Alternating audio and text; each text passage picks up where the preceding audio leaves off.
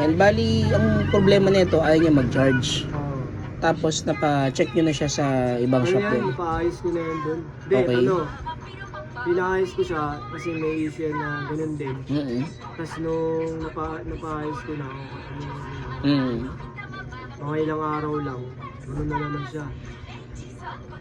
Bumalik na naman yung sira na yun. Sige, i-check muna natin ha. Kailan lang ito pinaayos?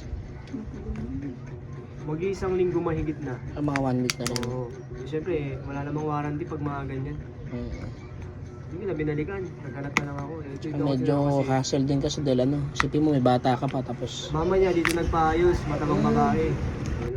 ito bossing no, upon checking, una napansin ko, meron siyang missing na tornilyo dito isa. Oo nga eh.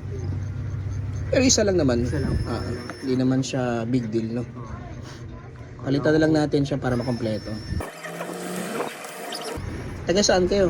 Ano kami, Pinugay, sa Sitio Milestone. Mamaya may ano ko doon.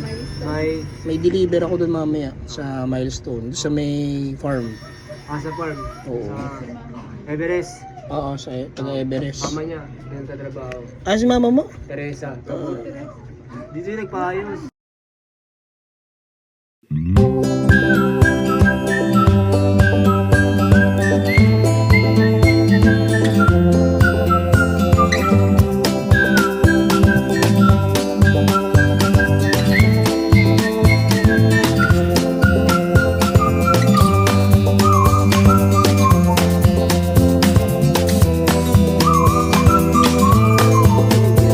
Sa'yo bumagsak yung mga ano nila.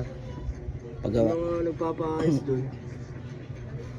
Ano kasi, iba-iba kasi ang point of view ng mga nagre-repair. Eh. Kung ang habol mo, yung customer na babalik, ang trabaho mo, ayusin mo talaga. Yun eh.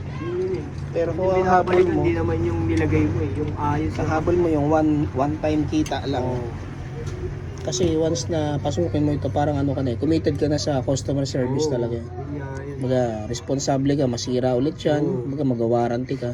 Sana ganun lahat ng ng mga repairman eh. Sa ano kasi yan, sa core values pag pinag-aralan mo siya. Kami, nung nag-aaral kami yun, Kami din sa trabaho, meron din naman yan. yan ang in-emphasis sa amin.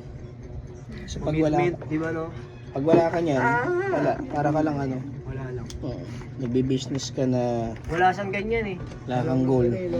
Wala siyang mga ganyang aparatos. So, may insurance naman yun. Ayan, so ito siya bossing, 3% na no. Okay na. Medyo may katagalan lang siya magkarga pero at least kumakarga siya kaunti-unti. So kung gusto mo mas mapabilis siya, ang recommend ko, itong battery mo kasi medyo Wala ba na? ulubot na rin siya kaya pagandaan mo na rin. If ever napapalitan yung battery, 800 siya. Sige Replacement sa'yo na. ko yan, papaano yan. Alam mo na eh.